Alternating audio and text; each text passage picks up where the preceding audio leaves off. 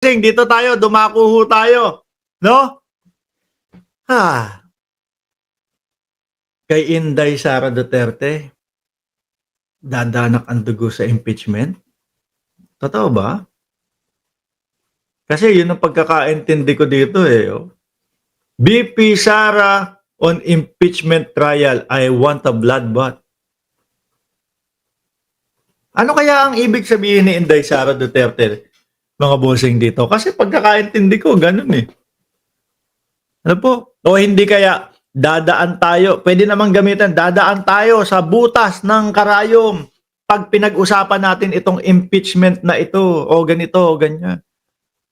Pero nakikita ko ho, mga bossing,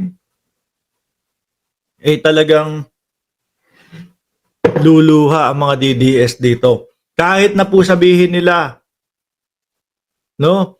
Kahit po ang sabihin nila, mga kababayan, ako number game yan. Number game.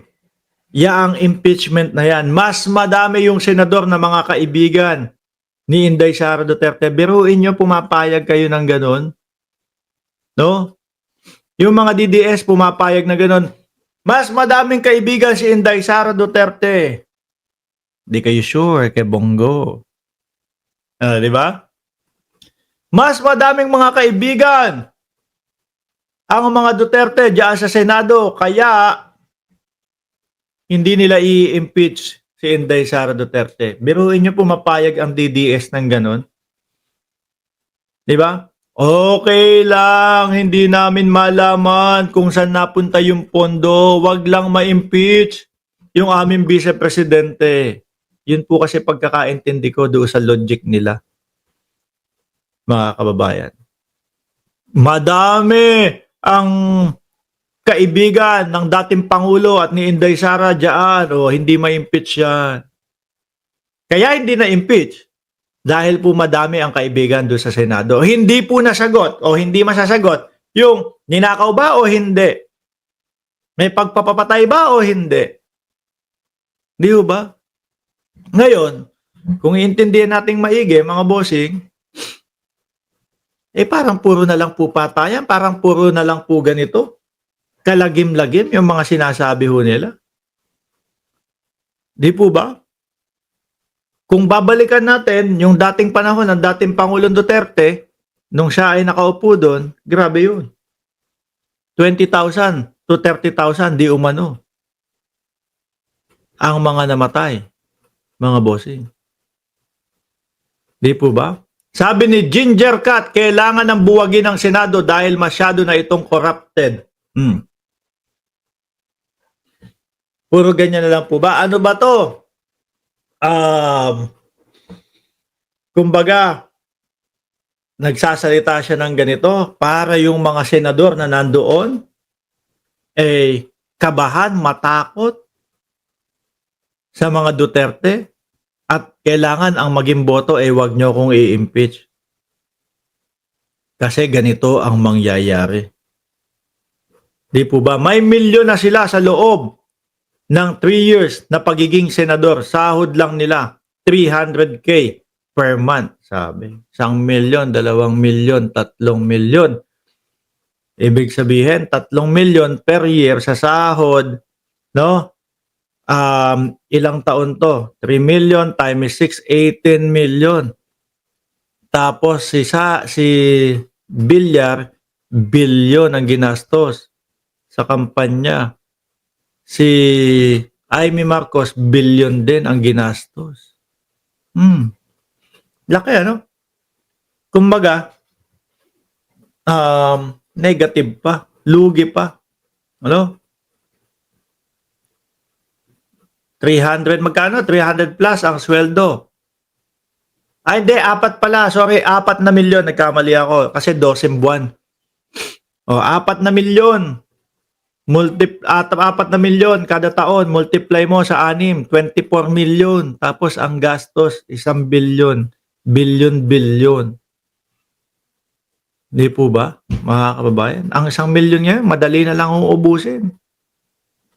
Mga bossing. Pero lalagpas yan ng 3 million after 3 years. So, di ba? Hindi ko alam kung eto pong pagsasalita ng Vice Presidente nito, kumbaga, mga tug kayo doon sa inyong magiging doon sa inyong magiging hatol sa aking impeachment. Kasi baka ganito ang mangyari sa atin o sa inyo. Para sa akin, parang may chilling effect po doon sa mga senador, mga bossing. Kung gano'n naman po ang kanilang gagawin, mga kababayan, at boboto sila dahil kinabahan sila, no match pala sila sa Congress. Mga bahag pala ang buntot nila. No? Dahil po ang Congress, mga kababayan, nakita naman po natin, kumpletos, rekados, yung kanilang mga ebidensya at yung kanilang mga pag-iimbestiga. Inilaban nila to. Di ba? Tapos doon sa Congress, pag-akyat sa Congress, pag-akyat sa Senado, hindi na impeach kasi natakot lang pala sila kay Inday Sara Duterte. Kawawa na lang. Sabi ni Purple Heart, gano'n na lang ba takutan? Ayaw umalis sa pagka-BP kahit na magnakaw siya paulit-ulit at bastusin ang gobyerno? BP pa lang siya ngayon. Then paano pa pag naging presidente? Baka extension ni Xi Jinping ang Pilipinas, mga kababayan. Anyway, tapos na eleksyon, mga bossing. Ngayon, ito yung sinasabi ko, pabungad pa lang natin, mga kababayan, pambungad pa lang ho natin, sinasabi natin, ito na yung masasarap na mga panahon na mag-vlog, mag-live. No? Yung mga talunan, babardagulin mo, makikita mo mga nag-aaway, mga nagsisisihan, eto na ho yung panahon na yon, mga boss. Ngayon, si Banat Bay galit na galit. At eto simula pa lang naman kasi itong mga bugok na mga DDS na naman kasi na ito. Ba't hindi sa inyo magagalit si Banat Bay, si Panelo, si Maharlika? Binantaan na kayo sinabihan na kayo. Pero nagpauto pa din kayo. Di ba? Gagalit si Banat Bay kasi daw po, meron sa PDP. Pakinggan nyo ho, mga bossing. Banat! Election. Yan. Unang banat pa lang ni Banat Bay. Before the election, Few days before the election, lumapit na po yan kung kani-kaninong Duterte, allegedly. Pero lumapit na po siya para talagang pumanig sa Duterte. And walang kumagat sa kanya. Sino kaya yon? Jaime Marcos at Villar? Ano po? Kasi sila yung nandoon walang kumagat. Wala pong kumagat sa kanya doon sa Duterte na. Kasi nga, doon sa Duterte. Nilapitan yung Duterte, tatlo panalo, Marcoleta, Bongo, at si Bato. Yung 7 talo. Masaya daw ang DDS.